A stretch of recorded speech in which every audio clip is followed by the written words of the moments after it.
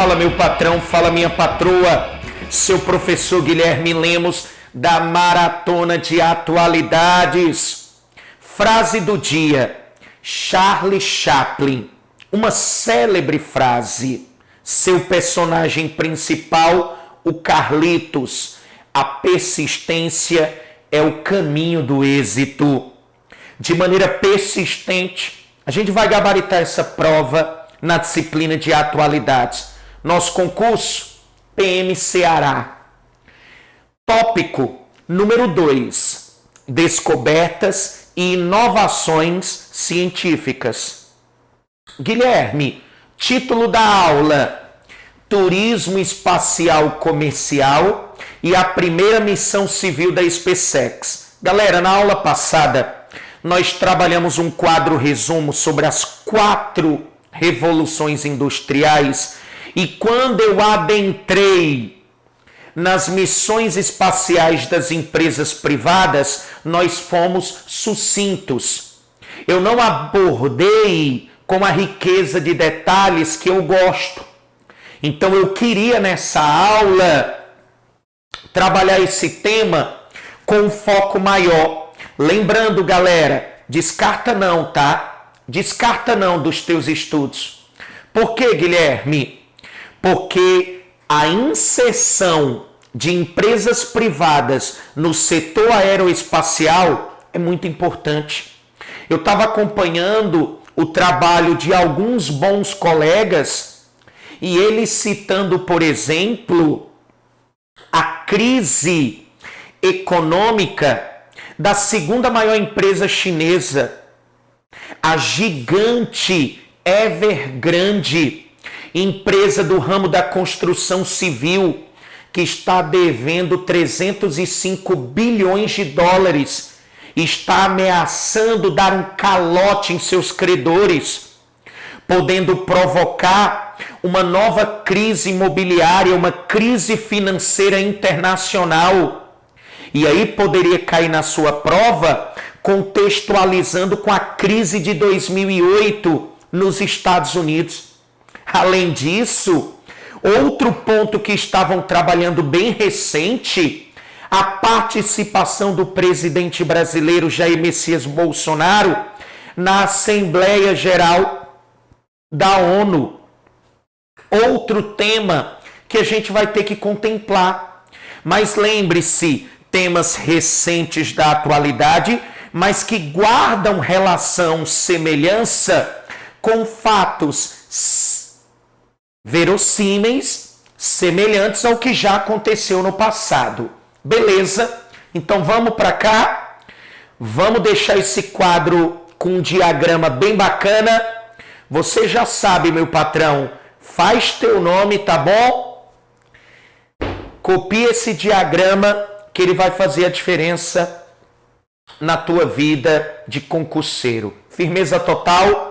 Primeira dica importante, que não está no campo do setor aeroespacial, está no campo militar. Vocês devem ter acompanhado que agora, no último dia 15 de setembro, deixa eu colocar a data, 15 de setembro de 2021, foi anunciado a criação de um acrônimo.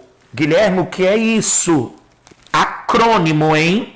Galera, acrônimo é uma sigla formada pelas iniciais dos nomes de países, tá bom?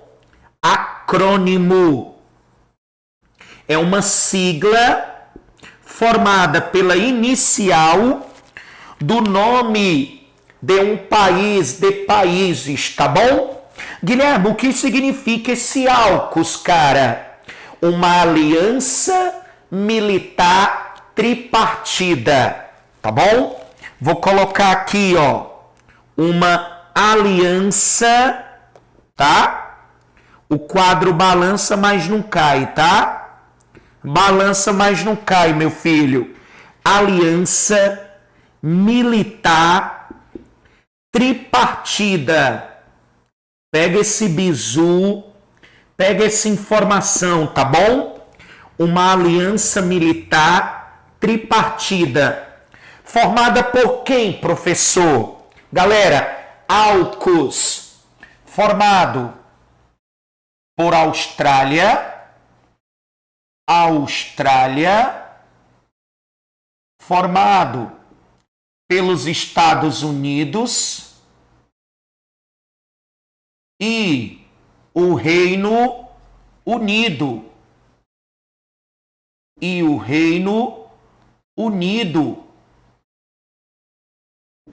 Então, peraí, professor. Uma aliança militar tripartida, uma aliança militar entre 3 países capitalistas: Austrália, Estados Unidos e o Reino Unido. Qual o objetivo desse tal de AUKUS, Guilherme? Olha só, turma, o principal objetivo desse acrônimo é combater, olha o objetivo, galera, combater o expansionismo. Combater o expansionismo chinês. O expansionismo chinês na região Indo-Pacífica.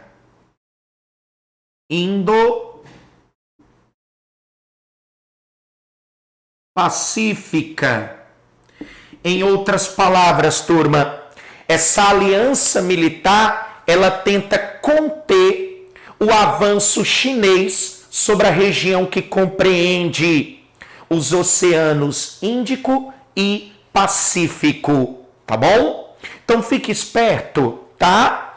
Data 15 de setembro de 2021. Foi anunciado perante ao mundo a criação de uma aliança militar tripartida, acrônimo AUKUS. Quais são os 3 países? Austrália, Estados Unidos e Reino Unido. Qual o objetivo? Combater o expansionismo chinês na região Indo-Pacífica.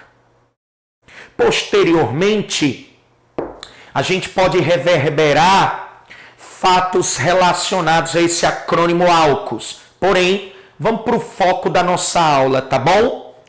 Espero que vocês aprendam, tá? Filtrem essas informações, que elas serão, sem dúvida alguma, conteúdos potenciais para a nossa prova. Beleza? Vamos nós?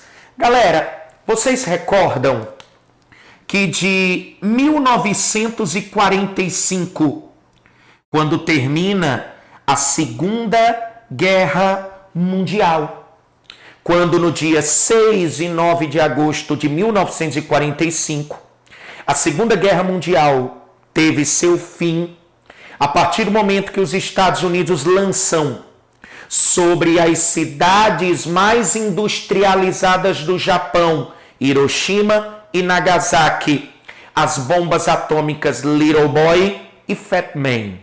Ali, a Grande Guerra tem seu fim, seu desfecho.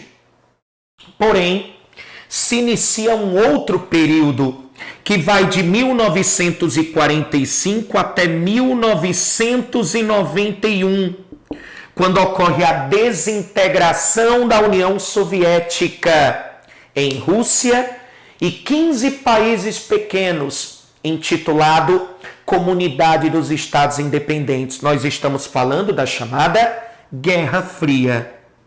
Mas, Guilherme, o que a Guerra Fria tem a ver com o setor aeroespacial? Tudo. Absolutamente tudo. Lembrem-se que a Guerra Fria, nada mais, nada menos, foi um período onde nós tivemos uma disputa ideológica,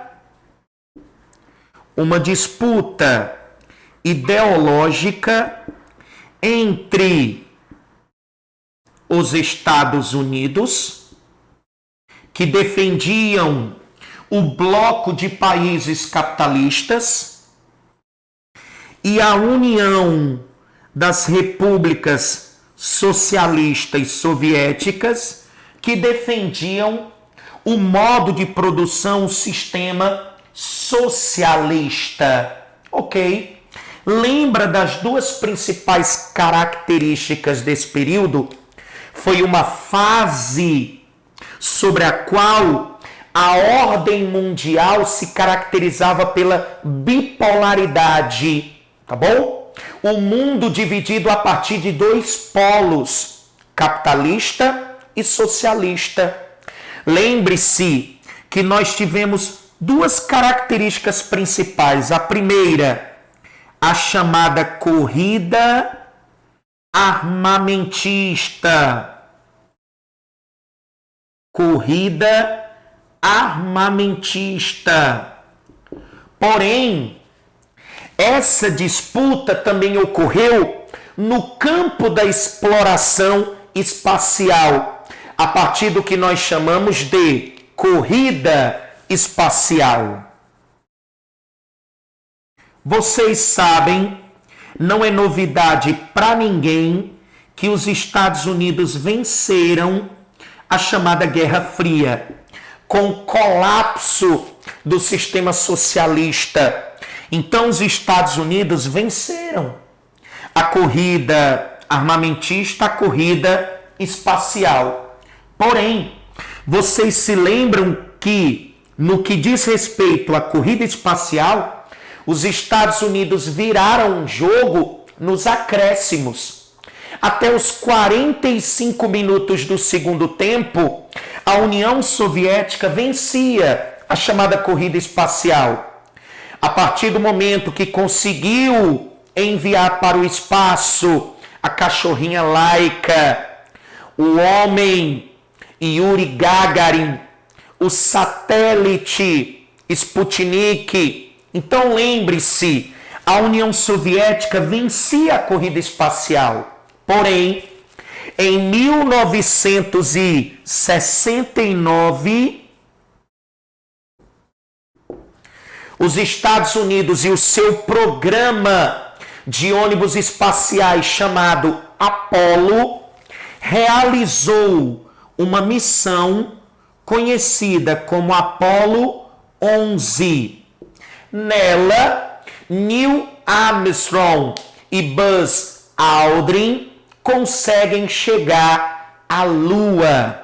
Inclusive, vocês recordam daquela frase: um pequeno passo para a humanidade, um pequeno passo para o homem, um gigantesco passo para a humanidade. É porque eu sempre sou mais coletivista do que individualista, tá ligado? Mas a frase, um pequeno passo para o homem, um gigantesco passo para a humanidade, tá bom?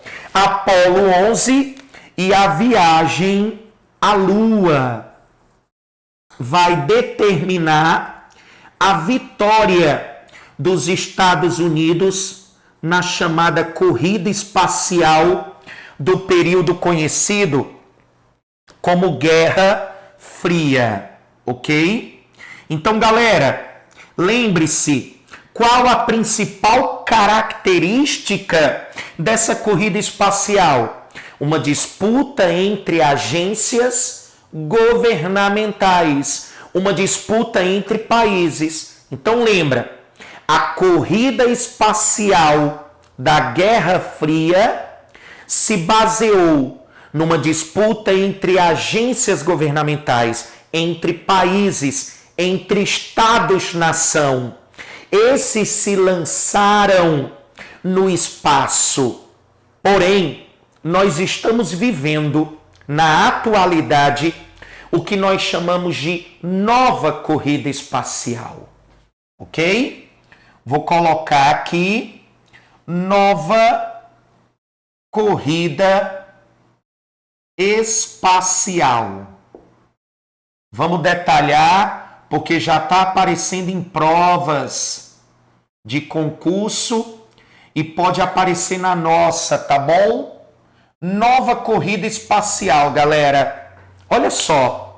Primeira coisa que eu observo, nós temos agências governamentais? Temos. Estados Unidos, China, Índia, Emirados Árabes Unidos, são países que estão se lançando na exploração espacial recente.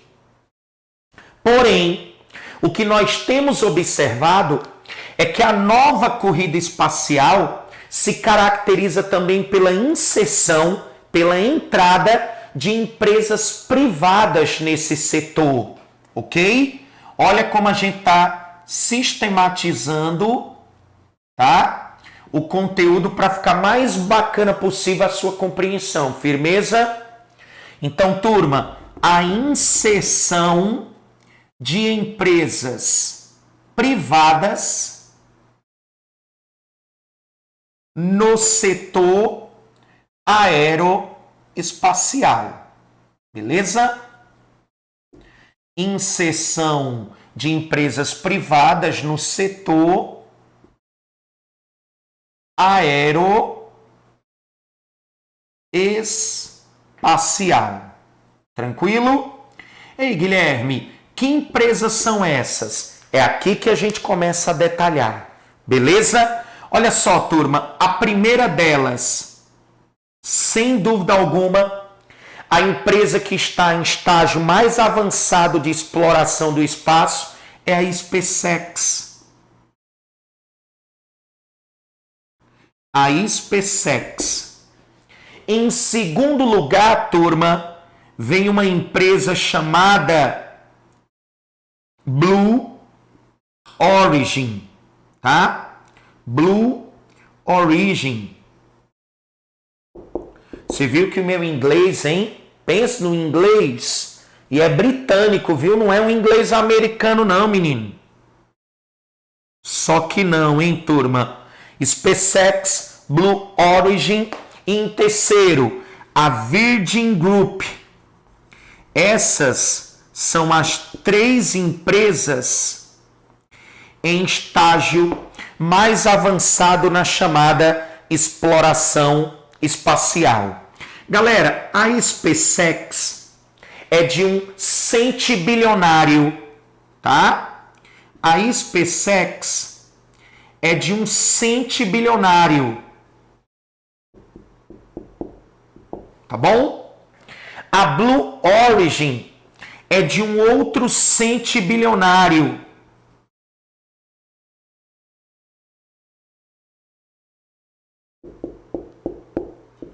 E a Virgin Group é de um cara mais pobre. Ele é só bilionário. Ele é só bilionário. Tá bom? É mais pobre do que esses dois primeiros. Pense numa pobreza. Galera, a SpaceX é do mesmo dono da Tesla, que produz automóveis elétricos. É do mesmo dono da Starlink, da Hyperloop, tá? Logo, o centibilionário proprietário da SpaceX é o Elon Musk, tá? Que se tornou o homem mais rico do mundo. Rico e bem novinho. Em segundo, um centibilionário que não quer deixar barato, meu amigo. Não quer ficar para trás nessa corrida. O CEO da Amazon, o Jefinho, Jeff Bezos. Jeff Bezos. E para quem gosta de rock and roll aí, o proprietário da Virgin Group, dono da Virgin Galáctica, é o Richard Branson. Richard Branson. Galera, essas 3 empresas, turma, essas 3 empresas foram ao espaço. Essa em 2020 e essas 2 últimas em 2021. Olha só, vamos detalhar? Simbora, meu patrão. Galera, o Elon Musk realizou sua primeira viagem espacial dia 30 de maio de 2020. Jeff Bezos, dia 20 de julho desse ano. 20 de julho de 2021. E o Richard Branson, 9 dias antes que Bezos. 11 de julho de 2021. Bom? Guilherme, como é o nome da nave do Elon Musk? Galera, a nave que ele utilizou ano passado foi a nave Dragon Crew. Olha aí, Dragon Crew, tá bom? Guilherme, quantos astronautas? Lembrando, turma, aqui o foguete desenvolvido pela SpaceX, porém os tripulantes, 2 astronautas profissionais da NASA, o Douglas Hurley e o Robert Behnken. Então, essa primeira viagem, ela teve como destino a ISS. O que é que significa isso, tio Gui? A Estação Espacial Internacional. Ok. Já Jeff Bezos, no dia 20 de julho de 2021, galera, ele entrou na nave New Shepard. Na nave New Shepard, tá? Professor, o que é que significa New Shepard? Alan Shepard, o primeiro americano a ir para o espaço. Então, Jeff Bezos homenageou o mesmo. Jeff Bezos, turma, levou 3 pessoas com ele. O irmão, Mark Bezos, um garoto de 18 anos, tá? O Oliver Dahmen, se tornando a pessoa mais jovem a ir para o espaço. E Jeff Bezos também levou uma ex-astronauta, uma senhora, uma idosa, chamada Willie Funk, que se tornou a pessoa mais idosa a ir para o espaço. Então você observa que a viagem do Bezos tem muito simbolismo, tá? Guilherme, o senhor citou que essa primeira viagem aqui do Elon Musk foi com 2 astronautas profissionais da NASA. E o Jeff Bezos, um irmão, um homem de 18 anos e uma idosa. Então lembra, essa viagem da Blue Origin do Jeff Bezos é a primeira missão civil ao espaço. Essa nave é uma nave autônoma. Então lembra, primeira viagem civil, sem astronautas profissionais, a de Jeff Bezos, ok? Guilherme, foi um voo orbital que durou em torno de 10 minutos. No caso do Richard Branson, foi um voo suborbital. Por quê, turma? Para ser considerado uma viagem espacial, faz-se necessário que a linha de Kármán seja atingida. O físico húngaro Theodor von Kármán definiu 100 km de altura. A partir de 100 km de altura, quando a nave alcança 100 km de altura, a viagem passa a ser considerada espacial. Então, essa viagem foi espacial. Essa viagem aqui foi espacial, tá bom? Eles realizaram um voo orbital que durou em torno de 20 minutos, tá? Só como informação, essa do Jeff Bezos durou 10 minutos, corrigindo. E aqui durou 20 minutos a do Richard Branson. Como é o nome da nave que ele utilizou, Guilherme? A nave VSS Unity. Nessa viagem, turma, ele levou 6 pessoas com ele, tá? Então, peraí. A primeira, 2. A segunda, 4. A terceira, 6. Essa aqui durando 20 minutos. Essas duas primeiras, voo orbital. A terceira, voo suborbital. Essa terceira não alcançou a linha de Kármán, 100 km de altura. Por que é considerado, Guilherme, uma viagem espacial? Porque para a NASA, a Agência Espacial Americana, a partir dos 80 km de altura, já é considerado uma viagem espacial.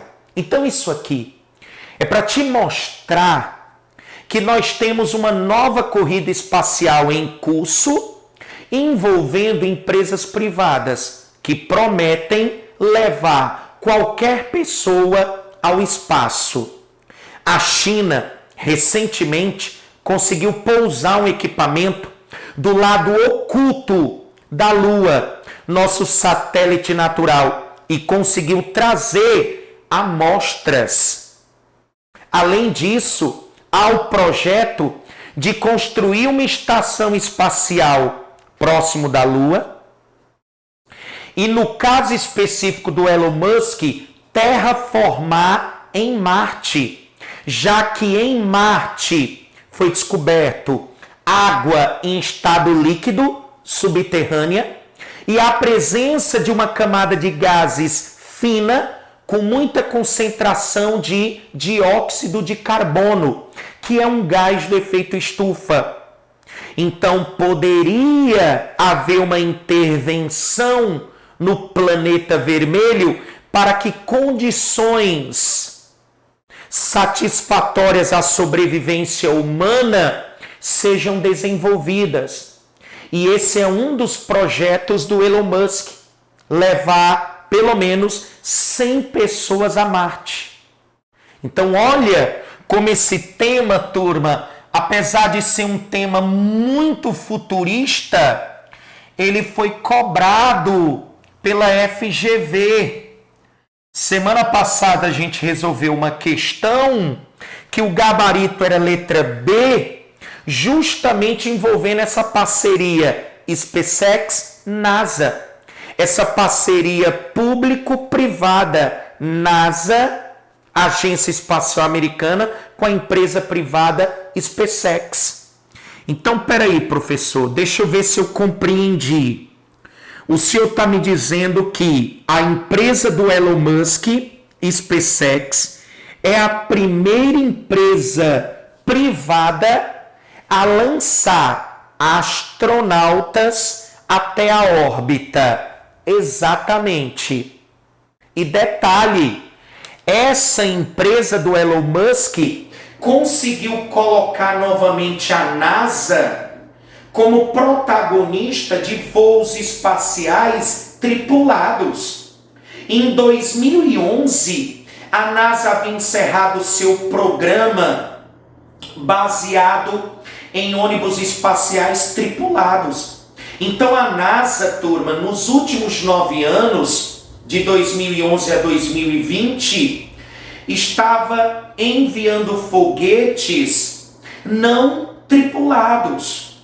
Então a NASA, ela volta a se tornar uma protagonista juntamente com a SpaceX. Não à toa, Jeff Bezos, o CEO da Amazon, dono da Blue Origin, jogou um processo contra a NASA na justiça, dizendo que a NASA está concedendo contratos com a mesma, o monopólio, à SpaceX. Então, essa nova corrida espacial, no contexto da quarta revolução industrial, ou revolução digital, ou revolução 4.0, é um tema muito forte. Por isso que eu estou trabalhando em detalhes contigo. Não para por aí não, bebê. Vamos continuar com a SpaceX. Dia 30 de maio de 2020, a primeira viagem.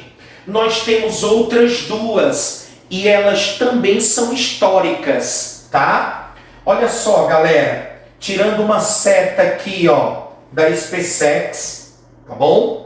Lembra, ó, puxando uma setinha da SpaceX, tu acha que ela parou por aí? Que nada, professor. Dia 23 de abril desse ano, 2021, a SpaceX, novamente, enviou para o espaço 4 astronautas da NASA. 4 astronautas da NASA. Tranquilo? Então, Gui, no dia 30 de maio de 2020, mandou 2 na nave Dragon Crew até a Estação Espacial Internacional. No dia 23 de abril de 2021, mandou 4. 2 astronautas americanos, entre eles uma mulher, um francês e um japonês. De onde eles saíram? Lembra? Todo o lançamento da SpaceX parte da Flórida, Cabo Canaveral, Centro Espacial Kennedy. Lembrando, o melhor local para se lançar foguetes no mundo fica no Brasil. A base de Alcântara, no Maranhão. Por quê, professor? Porque fica próximo à linha do Equador e porque há um aproveitamento do movimento que a Terra executa em torno de seu próprio eixo, chamado rotação. Então, aproveitando do movimento de rotação e da proximidade com a linha do Equador, nós temos o que, turma? Uma viagem que ganha impulso com economia de combustível e alcançando o limite com o espaço mais rápido. Então, melhor local de lançamento de foguetes, base de Alcântara, no Maranhão. Então, 4 astronautas da NASA, partindo do Cabo Canaveral, na Flórida, com destino à ISS, Estação Espacial Internacional, novamente. Só que, galera, eles foram num foguete chamado Falcon 9. Num foguete chamado Falcon 9. O que tem esse foguete no jogo do bicho? Galera, vocês não estão entendendo. Esse Falcon 9, lembra? Tá aqui o foguete, tá? Isso aqui, imagine que seja a cápsula com os astronautas, ok? Quando atinge gravidade zero, esse foguete se desacopla da cápsula e olha o que a SpaceX desenvolveu. O foguete retorna e pousa próximo da central espacial. Em outras palavras, a SpaceX desenvolveu um foguete que vai e volta. E esse Falcon 9, ele é incrível, essa viagem do dia 23 de abril, porque pela primeira vez uma equipe foi enviada para o espaço num foguete com material reciclado do voo anterior. Então lembra, material reciclado do voo anterior. O que sem dúvida alguma vai reduzir o custo dessas viagens. Material reciclado do voo anterior. Você, meu caro aluno, minha cara aluna, deve estar pensando o seguinte: agora, Guilherme, tá faltando uma coisa aí para a SpaceX, para o Elon Musk, cara. O quê? O Jeff Bezos foi uma única vez, mas ele foi levando apenas civis como ele. Então, até agora, só a Blue Origin fez uma viagem espacial apenas com civis. Você acha que a SpaceX ia deixar barato? Olha só, turma, dia 15 de setembro de 2021, a mesma empresa SpaceX vai realizar sua primeira missão civil. Sua primeira missão civil. Então lembre-se, turma, a primeira empresa a realizar uma missão civil sem astronautas profissionais foi a empresa de Jeff Bezos, Blue Origin. Depois, a SpaceX, ok? Primeira missão civil dela, segunda da história, tá bom? Primeira missão civil da empresa. Quantos tripulantes, professor? 4. 4 tripulantes, tá? O empresário que bancou a viagem, o Jared Isaacman, uma médica oncologista, a Haley Arsenox, uma doutora, professora de geociência chamada Cian Proctor, e um ex-piloto da Força Aérea Americana, o Sam Brodsky, tá bom? 4 tripulantes. Esses aqui, Guilherme, fizeram o quê? Passaram 3 dias. Vou colocar aqui encolhido, viu? Não, professor, apague a linha e anote direitinho. Seu pedido é uma ordem. Turma, 3 dias a 575 quilômetros de altura. Lembre-se, essa nave ficou acima da Estação Espacial Internacional, que fica a 400 quilômetros de altura, e ultrapassou também o telescópio Hubble, 575 quilômetros de altura. Guilherme, 3 dias, quantas voltas em torno da Terra? 15 voltas, e retornaram, sãos e salvos, ok? Primeira missão civil da SpaceX, tá bom? 3 dias a 575 quilômetros de altura, tá? Um voo orbital, 15 voltas em torno da Terra, retornaram. Não foram até a Estação Espacial Internacional, tá bom? Então, sem dúvida alguma, turma, esses camaradas estão na vanguarda da nova corrida espacial. O contexto que eu gostaria que vocês se lembrassem, para finalizar. Na aula passada, turma, nós trabalhamos o quê? Nós fizemos um quadro resumo bem bacana sobre a primeira revolução industrial, tá? A primeira revolução industrial. Nós trabalhamos um quadro resumo sobre a segunda revolução industrial, ok? Trabalhamos também a terceira revolução industrial ou revolução técnico-científica informacional, lembra disso?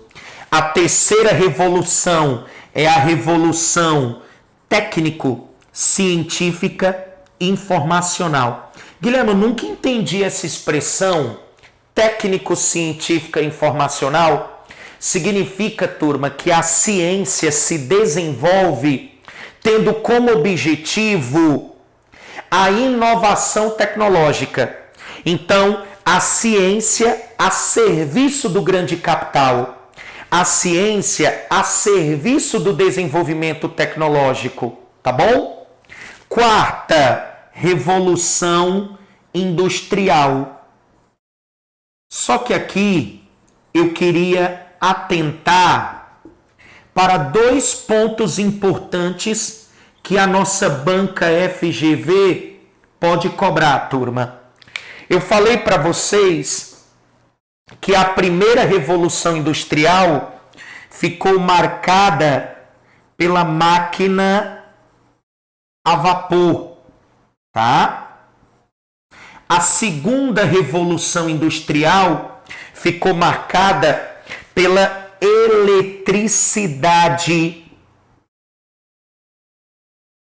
A terceira revolução industrial ou técnico-científica ficou conhecida pela eletrônica, pela era da internet. A quarta revolução industrial, caracterizada pelos sistemas cyberfísicos no chão de fábrica, pela chamada Internet das Coisas ou Internet of Things. Tá? Que eu vou botar IoT, tá bom? Porém, turma, vocês sabem que se fala muito atualmente na chegada do chamado 5G, correto? A conectividade 5G. Conectividade 5G. A quinta geração aí. Bom, especialistas afirmam que quando o 5G desembarcar no Brasil, o Brasil estará se inserindo no contexto da Revolução 5.0 ou quinta Revolução Industrial. É sério, professor? Coloque sério nisso. Revolução 5.0 ou quinta Revolução Industrial, baseada na conectividade 5G, que vai fazer com que o tráfego de dados ocorra numa velocidade muito maior a que nós temos, tá bom? Então lembre-se, Revolução 5.0. No contexto do Brasil,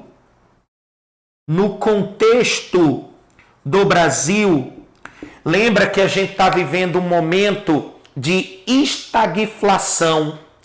Estagflação. A economia não reage e a inflação só aumenta. E além disso, o Brasil está sofrendo um processo de fechamento de fábricas, que eu chamo de desindustrialização. Desindustrialização.